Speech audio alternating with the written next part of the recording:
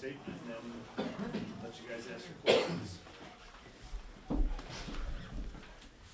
I'm very, very proud of the guys. Thought they fought very, very hard. I'm very respectful of the Clemson program and what they do.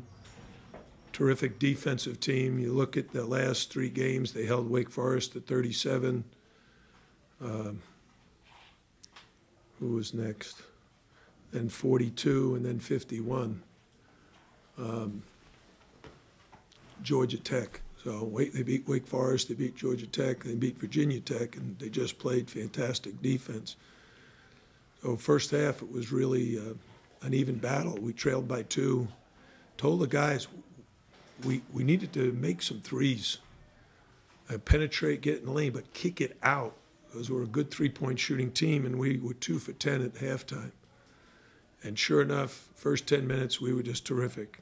Penetrated, pitched it out, went 8 for 15 in the second half, and 10 for 25 for the game, 40%. And that, I thought, was the difference. And in addition to that, the fantastic bank fadeaway jump shot by Zach Johnson. Did you consider calling a timeout before that last possession, or did you not want to get the... I'm normally very reluctant to call those timeouts because of you get the stop, you get the ball, you have already the situation. If you call the timeout, they could change the defense, change the matchups, do something that you're not really prepared for. They could go zone, and that's happened in the past throughout my career where guys have changed. And I have a lot of confidence in our guys that they can get a good shot. Doesn't mean you're going to make it, but one of the most difficult things when you take a timeout then is inbounding the ball on the sideline, right? And teams are forced turnovers, and there wasn't that much time left. So I thought the guys did a good job. Can you describe from your vantage point that final shot? What did you see? Just the ball go in. When it hit the backboard, I was like, oh boy. And then it spun around the rim a couple of times. And I thought, you know what, that's got a chance. And then it went in. I see the difference in the shooting percentages from just one half. Well, in the first half, we weren't doing what we wanted to do. We were penetrating and trying to score instead of penetrating, trying to pitch for a shot. So the threes were not nearly as good. And you see the kind of game that Chris likes and DJ Vasiljevic had. I don't know the last time we've had guys score 21 and 22 in the same game, but that was very difficult on Clemson because those guys were both red hot. You know, DJ was 5 for 10 from 3. Chris was 3 for 5. So between them, 8 for 15. How big were DJ hit 4 in a row, 4 threes in a row there? That was the difference in the game, shooting threes, making threes. How impressive is Chris after that one-point outing against FSU these last 5 games from your perspective? Yeah, you know, there are certain teams that are just hard to score against. Clemson's one of them. Virginia, Florida State, Syracuse. Those teams, the way they play defense, their size is such a factor. And when you're smaller, like a Chris or a Zach, a DJ, the guys guarding them or the guys they have to shoot over are, like in Chris's case, sometimes they're a foot taller than him and much longer. So whether it's Syracuse's zone or a guy that's 6'5" and athletic, like Florida State has, I mean, just this is a tough league.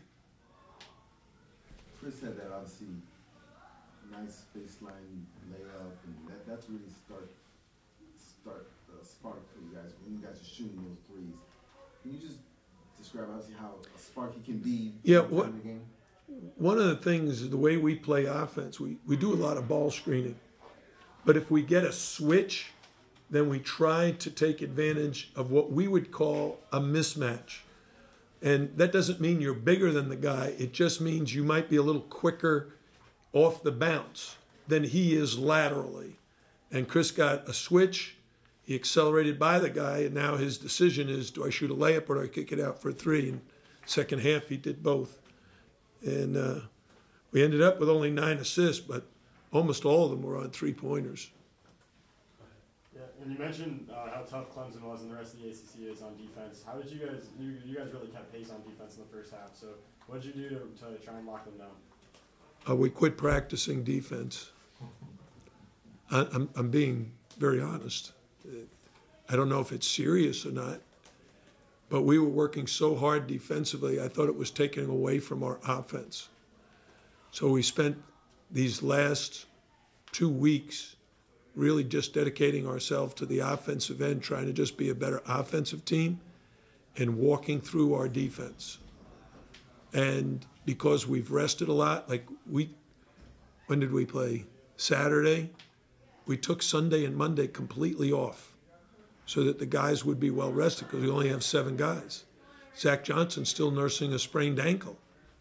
And Buka Zindu's got, I don't know, something with his shin. He got hit in the shin. So these other guys, they're beat up pretty good. So we needed to give them time to rest and recover. Goes back to our philosophy about utilizing Dr. Stephen Covey's The 7 Habits of Highly Effective People. And the 7th habit is sharpen your saw. And sharpen your saw basically means that you got to rest and recover and sharpen your physical and mental skills. Jim, big picture, talk about the significance of the win, especially a last-second win in a season where you've been undermanned personnel-wise, and the wins, especially in the league, have been challenging. I'm just so proud of the guys. I just think they keep battling. You know, when you think you start out with 12 eligible scholarship athletes, and now you have 7, that's half your team that's disappeared. Oh, these guys have stepped up. They hang tough. They've got great team spirit and great attitudes. And even after a loss like we did against Carolina, we come back like confident and ready to play. Anything else? Thank you. Thanks, guys.